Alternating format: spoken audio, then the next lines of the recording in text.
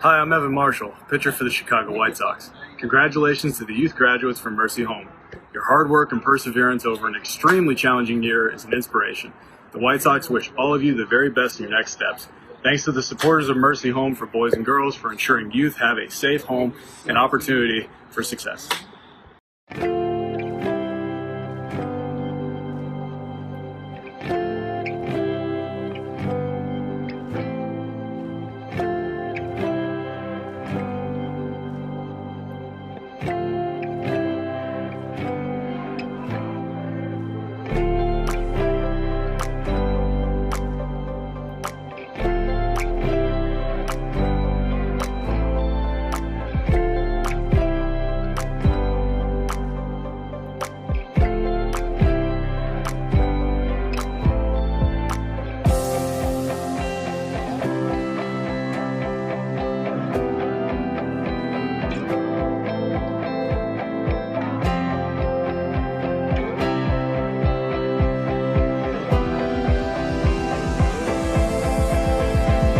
Ladies and gentlemen, please welcome my fellow graduates of Mercy Home for Boys and Girls.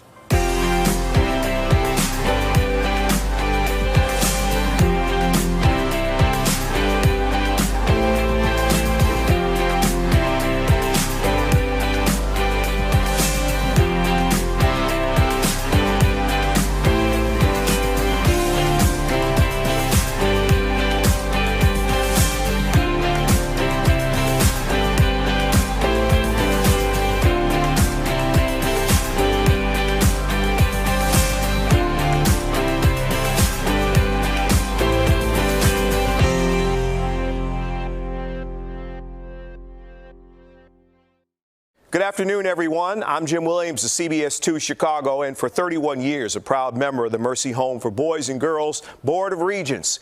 Welcome to Mercy Home's 19th annual Graduates Luncheon, brought to you again online because of the pandemic. I think I can speak for everyone at Mercy Home when I say how much all of us look forward to gathering with you in person next year. But this is the day of celebration to honor the young men and women of Mercy Home for all they've achieved. We have a lot to celebrate this afternoon. Uplifting stories of young people whose triumphs over adversity are made possible by your kindness. Thanks to you, these young people have much brighter futures, like this young man, for instance. Hello, my name's Alan. I graduated from Harold Washington College last fall, and I'm currently a social work major at Northeastern Illinois University. 8 years ago, Mercy Home allowed me to step back and look at the big picture.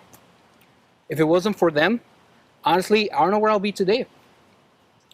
Mercy Home gave me the chance to go back to school, not just once, but twice.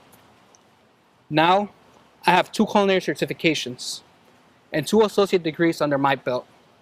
Plus, years of experience working the line at some of Chicago's best restaurants. Mercy Home has been with me through all the good times and all of the bad times. I met friends at Mercy that will last a lifetime, and for that, I'm very thankful. I've been lucky enough to give back to Mercy Youth on various occasions. I've helped with holiday dinners, cooking tutorials, and share my story with them. Last fall, I gave to Mercy on a whole new level. I accepted the job of head chef for the boys' campus. Who knew that I will eventually come full circle and run the same kitchen that gave my first kitchen job? Some of the most prestigious critics in the food industry have raved about flavors that I helped create. I want the kids at Mercy to experience these flavors and be transported to the good times in their lives. My dream is to create a program that uses the power of cooking to help at-risk youth. I want to be a hub of resources, career opportunities, and incredible food. Mercy Home donors like you created amazing opportunities for me, and I'm so grateful for that. Thanks to you, I'm inspired to pass along the generosity and help other kids see the big picture and their passion. Thank you. And now it's my distinct privilege to welcome our leader, the president and CEO of the Mercy Home for Boys and Girls. He began working at the home as a member of the Board of Regents 31 years ago. Today, he oversees the care and support of more than 1,400 children and family members every year. Please welcome Father Scott Donahue. Hello, friends of Mercy Home for Boys and Girls, and welcome to the 19th annual Graduates Luncheon. I really wish that we could be in person, seeing each other face to face. But as circumstances dictate, this is where we are at this moment in time. But we need to stop and to celebrate all of our graduates and for the wonderful accomplishment that each of them have made. I think you all know me well enough, but I like to begin my talks always with a word of gratitude. I want to say thank you. I want to say thank you to Marcy Tordak, who has been the chairman of our Leader Council, and her co-chairman, Emily Cole, over the past couple of years. You have no idea how grateful I am to you ladies, how grateful I am to the entire Leader Council and all the leadership over the past number of years. Going back all the way to Mary Dempsey, who helped found this Leader Council 19 years ago. Thank you. We gather here, interestingly enough, in our kitchen here at Mercy Home in our West Loop campus. And right behind me, cutting mangoes, I call him the mango masher, is Alon. You just heard Alon speak. Let me tell you my perspective on Alon, who I've come to know very well over the years. He came to Mercy Home and you heard his story. And then he left and he went to culinary school. And was he missed? Anytime a young person leaves home, they're missed. Alon has a special character or characteristics, an openness, a friendliness, a welcoming, a can-do attitude. Well, after he was gone and after he had graduated from culinary school and went on to start his master's program in social work, we're so proud of him, I come into the kitchen one day, and it was a Wednesday, and I look and there's Alon. He was cutting up vegetables at lunchtime. I thought, where am I? Alon doesn't live here anymore. What's he doing in the kitchen? He wasn't an employee. And so I looked at him, I said, Alon, what are you doing here? And he looked at me like I had four heads. He said, well, Father, I'm cutting vegetables. And I said, Alon, I understand you're cutting vegetables, but what are you doing here? It's Wednesday. He said, well, Wednesday's my day off. And so I'm going to come every Wednesday, and I'm going to work in the kitchen for free. This is my home. He said, Father, I want to pay it forward. It's a way of saying thank you to all those who made my life possible where it is today, to say thank you, to be grateful, and to pay it forward. It's one of my favorite stories over 30 years I've been here at Mercy Home for Boys and Girls. When someone steps forward and wants to pay things forward in gratitude, you know that we're doing a great job here at Mercy Home for Boys and Girls. Again, I commend all of our graduates. I want to thank all of my coworkers too. I'm so proud of all of them and the hard work, the self-giving that they do to enhance and to make better the lives of our children. To the Leader Council members, I'm going to ask you all to stand up. I see ya. Truthfully, hear this thank you again. Your hard work and dedication, organizing this luncheon, all the other things that you do for our young people during the course of the year raising funds to provide the best quality education for all of our children. That really is a miracle. It's a miracle that you bring to Mercy Home and to our children. From the very bottom of my heart, please know how grateful I am to all of you. Give yourselves a round of applause. Oh, I can hear you. I can hear you because it comes from your hearts. And even though we're physically distant, our hearts speak to one another in moments like this. Moments of joy, moments of hope, moments of celebration. God bless you and have a wonderful lunch. Thank you again, Father Scott, and thank you, Alon. Mercy Home would not be able to help kids build brighter futures without the generous support of so many individuals and organizations. And while we're always grateful for our donors, we are especially thankful for their continued support in these challenging times.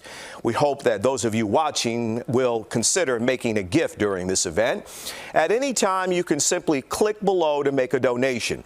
As you hear the inspirational stories of these young men and women, know that it's only possible because of caring friends like you. And today you have an incredible opportunity to make the gift of education go even further. That's because the Robert R. McCormick Foundation will provide a generous matching gift of $50,000 if we can raise $100,000 in donations today. And of course, any conversation about our generous friends has to include our Leader Council. Founded in 2002, this volunteer board of accomplished professional women has opened doors to education for so many Mercy Home young people, especially with the funds raised at this Graduates Luncheon. We are so deeply grateful to them for all of their hard work on behalf of our young people. And it's also because of them that we are able to give the following education award to a young person from Mercy Home at this event every year.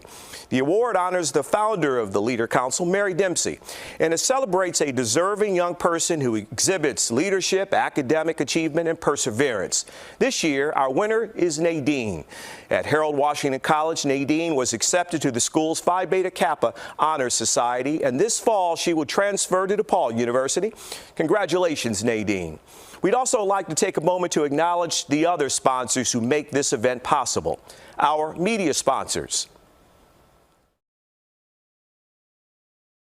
our premier sponsors, our summa cum laude sponsors,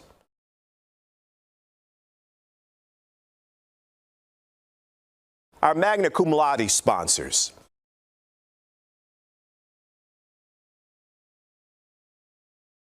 and finally, our presenting sponsor, AT&T, would like to share the following presentation. Good afternoon. I'm Eileen Mitchell, president of AT&T Illinois and the Great Lakes states. At AT&T, we're excited to again this year serve as the presenting sponsor for the Mercy Home Graduates Luncheon. To the graduates, congratulations. What an achievement. We are really proud of you and your perseverance during an incredibly challenging year. Just as your achievement provides hope for a brighter future, please know that your spirit gives us all hope for a better tomorrow. At AT&T, our work helps create connection with each other, with what people need to thrive in their everyday lives, and with the stories and experiences that matter. To help more people connect, AT&T recently announced we will invest $2 billion over the next 3 years to help address the digital divide.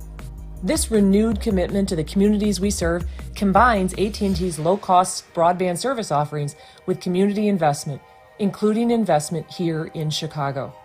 Through our Believe Chicago initiative, since 2017, AT&T has helped residents of Chicago's South and West Sides by hiring more than 650 residents, providing 40 student internships, supporting mental health and resiliency efforts, and AT&T and the AT&T Foundation have contributed more than $7 million to support more than 100 organizations helping residents, including support for education programs at Mercy Home. We do this meaningful work because at AT&T, we believe in these neighborhoods. We believe in Chicago. And to all of you graduates, please know we believe in you. Thank you very much.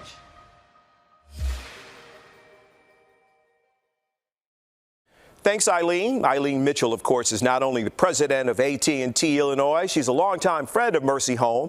She has served as the chair of the Leader Council and is currently a member of the Board of Regents at the Mercy Home. Before we hear from our speakers, we want to give an educational award created by AT&T that honors the memory of a dearly departed board member, Mr. Bill Gaynor. To celebrate his service to our community and to Mercy Home, the Bill Gaynor Spirit of Service Award presented by AT&T goes to Noah. Noah graduated from Lakeview High School and is working on his associate's degree at a Chicago City college before he transfers to a four-year university. He is recognized as a natural leader among his peers at Mercy Home and is a member of the home's Youth Advisory Board. Congratulations, Noah. Hi, my name is Jasmine. I graduated from Malcolm X College with an associate degree in applied sciences in radiography. During my clinical training at Rush University Medical Center, I gained experience working in a fast-paced environment, being part of the trauma team, building my independence and confidence in my career.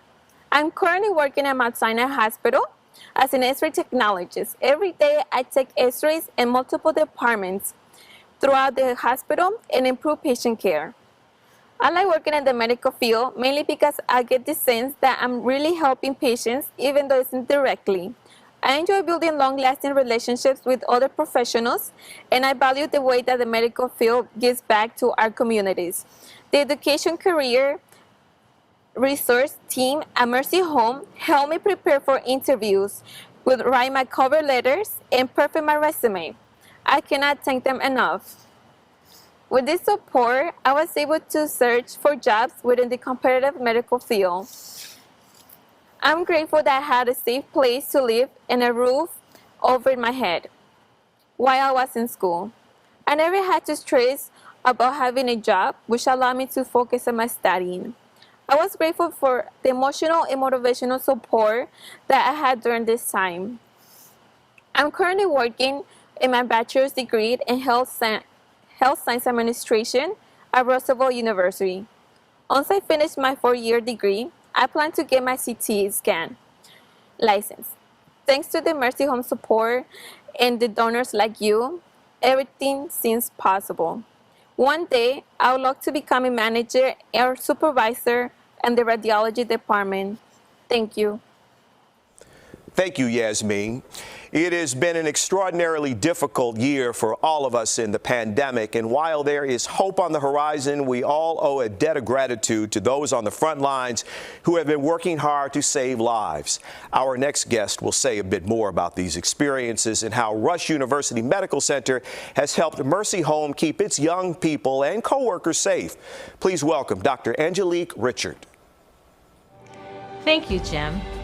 Father Scott, Mercy Home, trustees and donors, staff and youth, and members of the Leader Council, and graduates. It is my great privilege and honor to be part of this very special day. I congratulate each of you in the Mercy Homes class of 2021. I would also like to acknowledge and congratulate all those who helped you to get here. Family, friends, teachers, and the amazing staff at Mercy Home. A few weeks ago, I was attending my daughter's virtual graduation from law school. So I know what a very proud and joyous moment and day this is for each of you. Graduates, you have just completed a school year unlike any other. It held unique challenges from which emerged unexpected joys, hidden strengths, and courage that you will carry with you for a lifetime. As I reflect on the past 15 months, there was the COVID-19 global pandemic, a contentious, divisive presidential election, racial and social violence, injustices, and inequities. And amidst such an unprecedented year, there is now this extraordinary achievement for you graduates. As predicted in Psalm 30, verse 5, weeping indeed lasted for what seemed one of the longest nights, during which we experienced so much confusion, fear for our lives and the lives of those that we loved and cared about, anger at injustices we had hoped had been relegated to the past, grief for lives lost to an intangible virus, disregard for lives of color, disappointment, and isolation. I can remember very late one night walking down the hallway of the 5th of 6 adult critical care units, close to 200 critical care beds in total, that we stood up in just hours because the COVID critical care patients kept coming and coming and coming. Rush had the privilege of caring for more than 25% of the COVID critical care patients in the Chicagoland area. What I realized that late night as I looked into each room on that wing was that every bed was filled with a person of color. Graduates, over 500,000 lives in the United States have been lost to the COVID-19 virus. This long night, referenced in Psalm 30, verse 5, was coupled with having to learn a whole new language and a whole new way of life, social distancing, masking up, virtual meetings, virtual weddings, virtual funerals, virtual classes, sheltering in place, capped capacities in stores and restaurants, sports being played in empty stadiums and arenas, and hugs and kisses being replaced by elbow bumps. While weeping may last through the night, the second part of the Psalm 30, verse 5, reveals that a shout of joy comes in the morning. While we were introduced to unthinkable experiences and feelings, from that grew innovation, creativity, overwhelming acts of kindness, resilience, strengthened faith, reflection on what is important in life, and hope. We found a way to be together even while we were apart.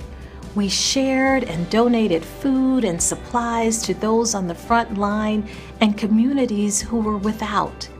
We joined together to protest against injustices, and we developed a vaccine to save lives and restore our world.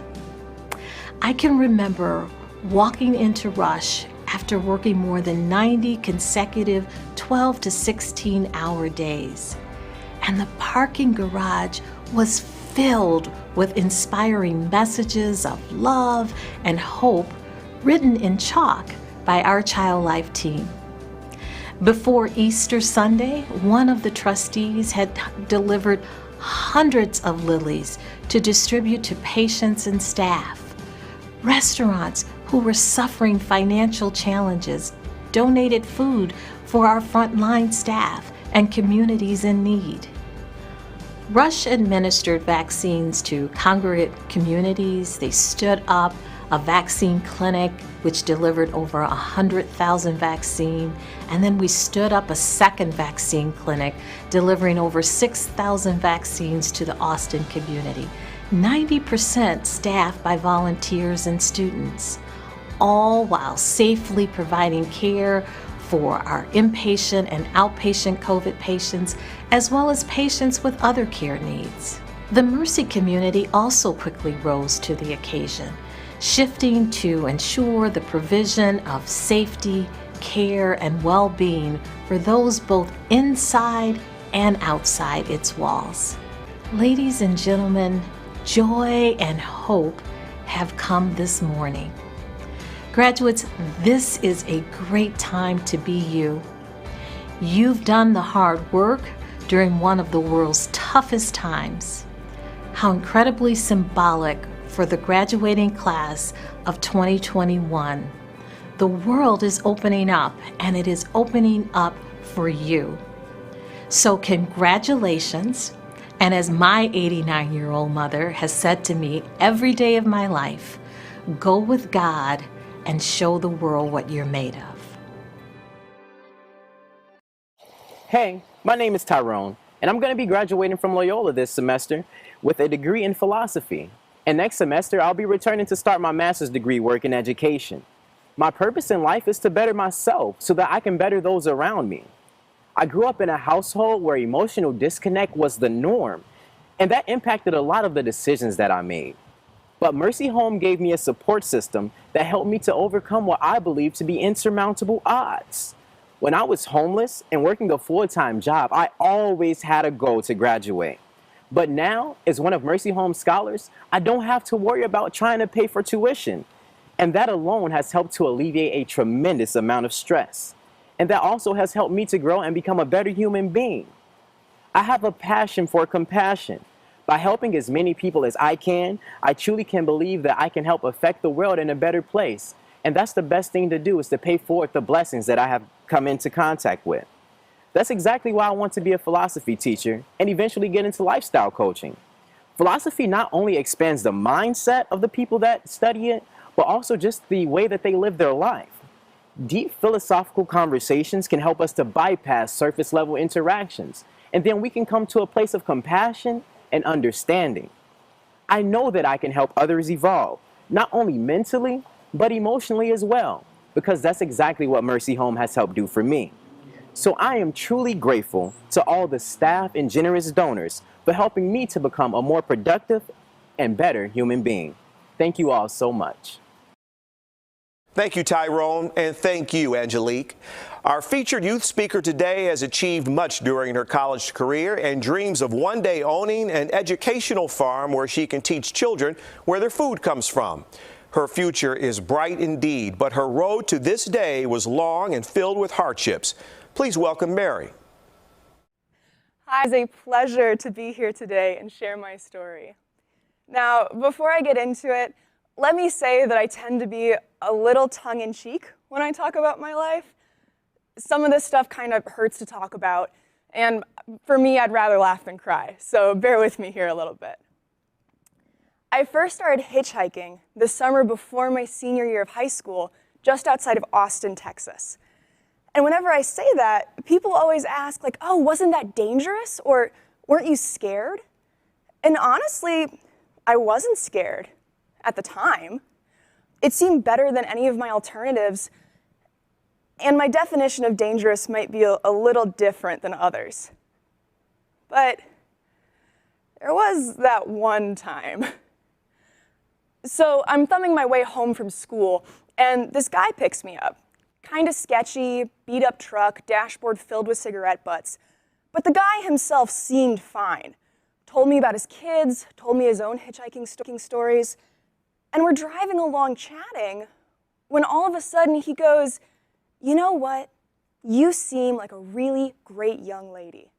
Too bad it won't matter soon." Now, I immediately put one hand on the seatbelt buckle and the other hand on the door, and I'm trying to stay calm, like, what makes you say that? And well, he says, it's just that the planet Nibiru is going to collide with Earth in a few months, and that'll kind of be it, won't it? Now, my heart tries to just about jump out of my chest, and I talk my way out of that car by the time we get to the next light. And I still wonder what that guy did when doomsday came and went. Of course, now I realize that hitchhiking wasn't the smartest or the safest thing to do, but at the time, I really had no choice. But I still find myself telling this story a lot. I think it's because in my head it makes me seem sort of cool and edgy. And when I tell it, people always laugh or say something like, "Wow, you were so brave." But you know what I hardly ever hear? "Hey, Mary, why were you hitchhiking in high school?" And that's a question I've learned to ask myself. And I realize now, too, why the story doesn't always go over so well. I mean, I could have gotten into serious trouble. I may tell that story in a lighthearted fashion, but it's not a joke. Joking about it is like a protective armor or a callus over a wound. just like so many traumas that I've made light of to shield myself.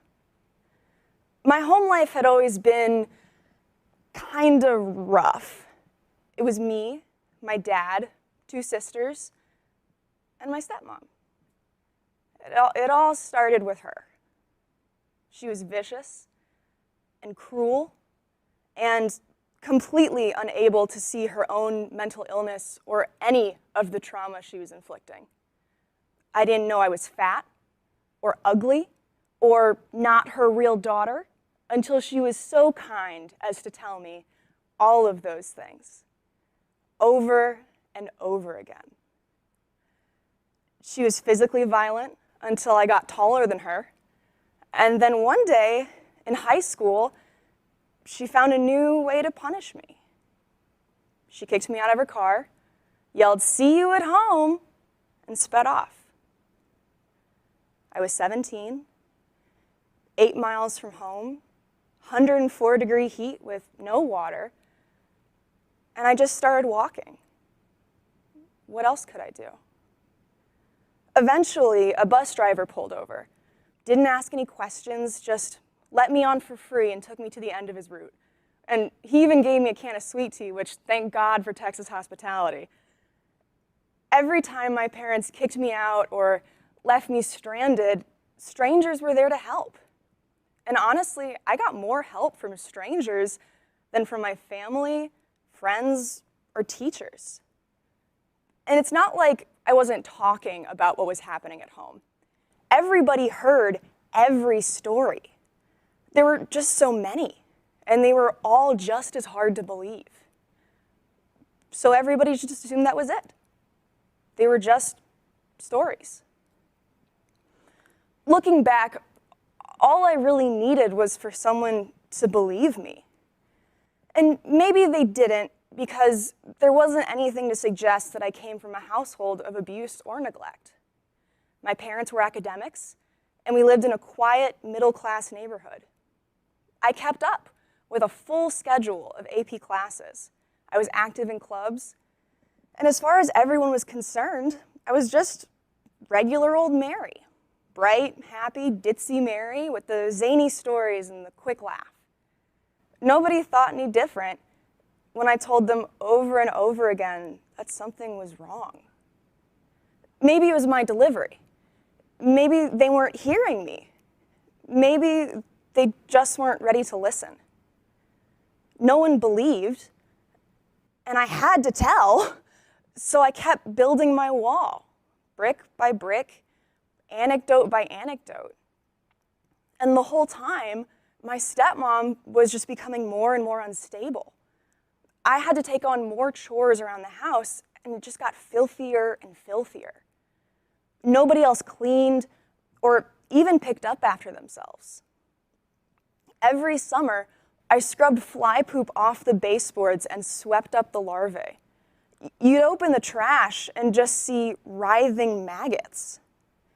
I remember doing dishes until 10 p.m., desperate to finish just to go do my homework.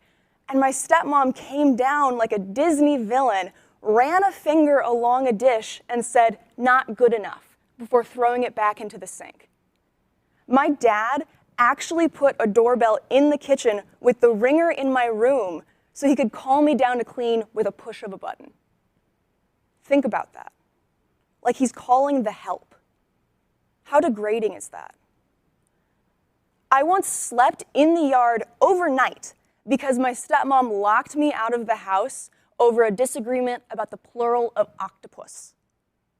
The dysfunction was so theatrical and cartoonish that I wasn't even sure it was really happening, but it was. It reached a point where I feared for my life. I was scared my stepmom would attack me, and I might retaliate, and one of us would get seriously injured, if not killed. My older sister Joanne visited me for my 18th birthday, and I still remember sitting at lunch with her as she said, "Mary, you know you don't have to stay here, right?" She had lived at Mercy Home when she was younger, and she encouraged me to weigh my options. So I did. I left home, and I ran away. And to this day, I still think that decision saved my life. I called Mercy home and told them I was coming whether they were ready for me or not. I left everything behind except what fit into one backpack, 2 suitcases, and 2 moving boxes. I couch hopped until Mercy had a bed open up for me. And it wasn't until I moved into the girls' campus that I could finally relax a little and start to heal. It didn't hit me how bad things at home had been until I had been at Mercy for a few months and had time to process. I was so thrilled to finally see a therapist. My parents would never let me go to one, and just getting to talk to a professional was a revelation. What my Mercy therapist made me realize was that I had survived everything by shoving down the pain and normalizing everything I had gone through. Having her confirm that, yeah, bad things had happened to me allowed me to finally feel that pain and let it go. I liked talking to my therapist, but I didn't want to talk to anybody else. I expected the worst from everyone, girls and staff alike. And I'm embarrassed to say, I actually thought I was better than them. I was used to giving charity, not receiving it. I didn't like how it felt, and I didn't want to admit that I needed it. As far as I was concerned, outside of therapy, I was just there for the bed. But you know what? Mercy Home is more than that. Mercy is about love and patience. And as the staff helped me break down my bags and unpack my boxes, they started to break down my walls along the way. It didn't matter how cold I was or how much I kept to myself. They loved me, and that love was unconditional. More importantly, they believed. They heard me. When others had ignored my stories, Mercy Home listened and helped me understand. Like when Monty, my old program manager, pointed out that every time I told a traumatic story, I laughed and smiled. That was my shield. One thing my peers and I have in common is that we all have shields built around our scars. We share a background of stacked cards, but we also have an opportunity to reset the deck. Once I embraced the Mercy community, my heart and my world opened up. I recognized that my peers were just like me, hurting, but working to heal, full of dreams and potential. I made friends, took classes at a community college, got a job. I let myself be loved, and that love followed me when I left Mercy Home and became a Mercy Scholar. I've spent the past 3 years at the University of Illinois at Urbana-Champaign as an animal science major, and the Mercy Home team has been supporting me the whole time. Whether that's coming down to visit campus and buying me lunch, or calling me twice a week to make sure I'm staying on top of all my finals, they've seen me through amazing highs and devastating lows. My Mercy team was there to support me when the dorms closed because of COVID, which left me homeless again for 2 months. They made sure I had a place to stay and kept me from crumbling under the pressures of the pandemic and my own past trauma. They were also there to cheer for me through my college jobs at the vet school and a local goat farm, meeting my animal science hero, Temple Grandin, making the dean's list over and over again, adopting 2 wonderful cats, and accepting an offer for post-graduation employment in Milwaukee. And it's more than just my team. It's the entire Mercy community. I am so grateful and proud to be among these Mercy Home graduates because they get it. They've been there too. To my fellow graduates, congratulations, we did it. And to the new youth who just moved in, give Mercy a chance. It's more than just a bed or a meal or therapy. It's a home full of unconditional love and people who can help. The girls that lived with me may remember that Irish goodbyes are much more my style than sentimental farewells, but I really want to honor this moment. When I was in high school and things were so bad at home, I used to escape into dreams of who I could be and what I could become once I left home and started the rest of my life. And looking back on the last couple years of college has made me realize that for the first time in my life, I'm not just getting through and surviving, I'm thriving. I'm proud of the life I've lived for the past 4 years. And I built that life thanks to Mercy Home and donors like you. Thank you all so much for supporting the place that let me become exactly who I always dreamed I could be. Thank you, and thank you for listening. Thank you, Mary. Now we'd like to welcome our final guest for a special presentation.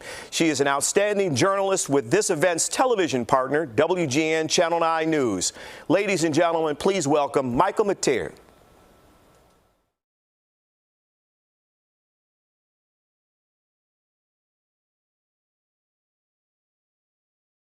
I'm here. Well, kind of, sort of. I'm in my living room again, as you can see. Hopefully next year it will change. But on behalf of WGN TV Channel 9, we believe in young people just like Mary, so that's why I'm here today. We believe in a world of possibilities for all of the young people of Mercy Home for Boys and Girls. That's why we want to do everything we can to help them reach their full potential. And so do you. Donations have already come in during an even before we started today, but now I'm asking you to help us take things to the next level. Throughout today's luncheon, our guests have been showing their support for our promising young graduates, pushing us even closer to our $100,000 goal. That is it, $100,000. And I know you guys can get us there today. I know it, because as I said, a lot of donations have started coming in right now, but we want you to keep going, keep giving to the children like Mary and Yasmin, the people who you saw. The big news is that if we reach our goal today, the Robert R. McCormick Foundation will provide an additional, check this out, an additional $50,000 to support education for Mercy Home's children. What an amazing opportunity for all of us to invest in our children's futures and into our own futures. So help us make the biggest, boldest investment that we can right now. Just make a pledge either on your screen. You can also donate from your mobile phone by texting the keyword congrats, CONGRATS, to 4747. That's congrats to 4747. 474747. Now, let's check out some of our donations that we had come in already. Mary Mulhern, thank you, $3,000. Stout Recius Ross, $3,000. Caroline Rose Inc., $3,000. John Zink, $5,000. Kevin Buggy, thank you for that $1,000 donation. Monica Tynan, $1,200. Mary Kay Mulvaney, $1,500. Bridget Gaynor, thank you for $1,000. Now, just like last year, you're probably watching this from home or in your office, and we thank you for that. But sadly, we can't be together in person like we normally would be. But if there's one thing that really stood out to me in today's presentations, it can be summed up in one word, and that's hope. Hope that we're finally emerging from this pandemic. Hope that we will make it through. Vaccinated, masked up or not masked up, we will make it through. The hope that each one of these young people now sees for their futures, and thanks to you.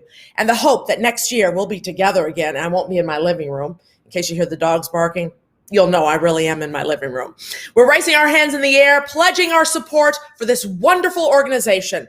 But until then, please, please know, wherever you're watching, this is the moment that you can change a young life. You can. You can change a young life. You don't think so, but every little bit helps. And you have to make it a gift. So I'm going to list some of these donations that we have because we've gotten people coming in since before we started. And I want to mention the names because we're so appreciative of what you've given us. So let's start off right here with a Fabulous donation from Karen Graham, $100. Thank you, Karen. Paul Adcock, $100. Eileen Pembroke, $200. Nancy Hayes, $1,000. William Bradley, $250. William Foster, $750. Wow. Julie Basile, $200. Terry Lobianco, $100. Timothy, what's your last name? I don't want to leave you out. I lost you. Oh, it jumped ahead. Timothy, where are you? Well, I'm going to go to Bonnie Gordon. She gave $50. Kathleen Mundo, thank you. Donald Zolfo, $250. Debbie Ackerman, thank you for your $250. And I must mention Emily Garrison, $5,000. We're going to get back to some of those donations. Keep them coming. We're so happy. Just think of the difference that you can do for these kids. Kids like Mary, kids who just needed someone to believe in them. Just one person. Just Betsy Sproul for $250. Let's show Mary and all of the young people at Mercy Home you believe in their futures. You believe in their abilities. You believe that great things lie ahead for them. I believe it. The Leader Council believes it. WGN believes it. We believe. Debbie Ackerman, thank you so much for the $250. Rima Zagaitis, $200. Karina Rivera, $50. Alyssa Golden, $200. Ann Layden, $2,500. Oh my goodness. Mary Niehaus, thank you for your donation of $1,000. Diane Lyons, $100. Catherine Collins, $100. Linda Washburn, $100. Ann Mendelson, $500. Sarah Frick, $100. Katie Albrecht, $350. Thank you so much. You have no idea what this means to these children. Let's act on that belief by making a donation right now. Let's show Alon that we believe. Gifts from people just like you made it possible for Alon to pursue his passion for cooking and for giving back. Let's show Tyrone we believe. Tyrone is dedicated to paying it forward and to making the world a better place. You heard him say that he has a passion for compassion. Show him that you have a passion for his compassion. Let's show Yasmin that you believe. Because of Mercy Home, Yasmin stands ready as the next generation of healthcare heroes, prepared to bring healing to others. And you know how important, especially after this year, that healthcare heroes, frontline workers, the people who have helped us get through this pandemic, who have healed those who needed healing, who have grieved for those that needed great grief counseling. Please help us. Okay, I'm going to read some more. We've got Sarah Frick. We've got Katie Albrecht. I said that. Mary Claire Mole. Alicia Gonzalez, $100. Sue Bettman, thank you for the $1,000. Give to help Mercy Home send kids to schools that help them catch up. Give to encourage these kids. Make a difference in our world, and give to show them how. You already know that Mercy Home offers children a safe home, stability, healing, education, life skills, job skills, friendship. But do you know they rely almost entirely on your donations? Your donations, you generous people like you, to make it all possible. So, Mary Dominiak, $1,000. $5,000. Johanna Rahal, thank you so much. Royce Heaney, $1,000. I appreciate it. Lisa Pilcher, $150. Thank you all so very, very much. Lisa Pilcher, $150. We've got Paul Adcock. I think I mentioned him. Julie Basile. Terry Lobianco, $100. Timothy Nolan. Thank you so much. Do you know that thanks in part to what we raise here at the Graduates Luncheon, 100% of Mercy Home's high school seniors graduate year after year? Is there a better gift that we can give to prepare a child for life than a good education? Education, it is key. That is the gift you give today. But time is running out. It's running out. It's time to act. Let's celebrate the hope that we're all feeling right now by investing in possibilities, investing in these children, in promise, in the world that these young people will lead one day. I'm going to give you a couple more names here while we're sitting here. Let's see, who else do we have? I've got so many. Did I say Ann Layden? Did I say Betsy Sproul? Did I say Gertrude Burns? Thank you so much. Madonna Doheny, $100. Mary London, $100. Pamela Valderrama, $200. Danielle Montesano, $100. Rachel, we got Tim Ricordati. That was Tim. That was the name I couldn't get before. Thank you for the $100. Skip Beam, $1,000. Thank you. Thank you. Gretchen Ronka, $250. Tracy Long, $50. Ladies and gentlemen, if you've already made a gift, thank you from the bottom of our hearts. If you have yet to make a gift, please, you can still do so. But it's time for me to go. because I do have to go to work tonight. So I can see that gifts are still coming in, and we'll keep the lines open. We promise. Please continue to give and help us reach our goal. Ladies and gentlemen, you see what the money can do for these children and Mercy. You see the possibilities, the promise. What a fabulous afternoon this has been, albeit virtual. Next year, we're going to keep our fingers crossed that we can do it together. That means we can really go crazy and we can meet the kids in person. And that's very important. So thank you for being here with us today. Thank you for listening, believing in these young men and women. I'm Micah Mater, and on behalf of Chicago's very own WGN TV, congratulations, Mercy Home graduates. Bye-bye. That is our program, ladies and gentlemen. I hope you were as inspired as I was about the great work Mercy Home is doing to help kids build brighter futures. Thank you for all of your support, and we wish you good health and happiness.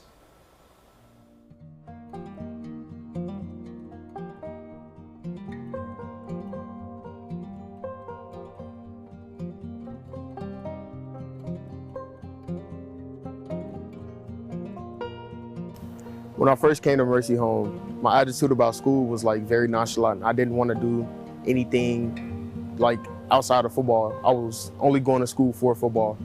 And right now it's just like I'm graduating, so that should say a lot. Mercy Home has really showed me what was possible, and before Mercy Home, college is a dream I've always had, so I'm just ready to keep going, get my bachelor's, and succeed. Kavita would be the person who made the most impact on me. She was my care manager and my like scholarship coordinator, and she just has like a really loving personality. I come from a home that didn't have much emotional support, and she kind of helped me to see like you also need to be supported emotionally, not just like have a place over your head. You need to find people you can talk to, have a support system and things like that, and she kind of helped me to navigate those things. Graduation to me is an accomplishment. It's of height, or like a feat that you reach in life.